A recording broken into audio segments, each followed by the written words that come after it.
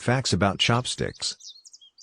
At first, they were simple twigs used for cooking rather than eating, providing a safer means of extracting food from boiling water than using one's fingers.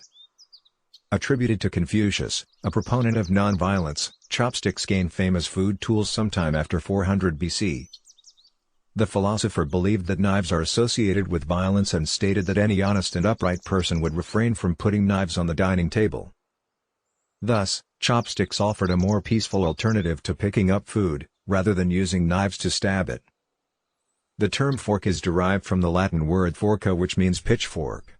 In the 11th century, there was a prevailing opposition towards thistles, where a clergyman asserted that their use is forbidden because God, in His wisdom, has provided humanity with natural thorns, our fingers. Over time, chopsticks spread beyond the borders of China and became the preferred tool in other Asian countries, including Japan and Vietnam, by AD 500.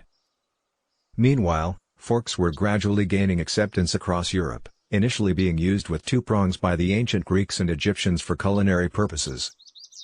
Around the 11th century, forks were introduced as cutlery in Italy and France, where they were first used in the Byzantine Empire in their two-pronged form.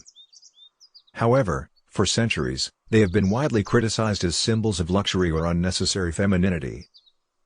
Medieval Europe relied primarily on rounds of stale bread as a base for meat and vegetables, along with the use of knives and spoons that had been in common use since ancient times. It wasn't until the 18th century that three- and four-pronged prongs became common across much of Europe. This gradual adoption mirrors its late inclusion as a late addition to the dining table.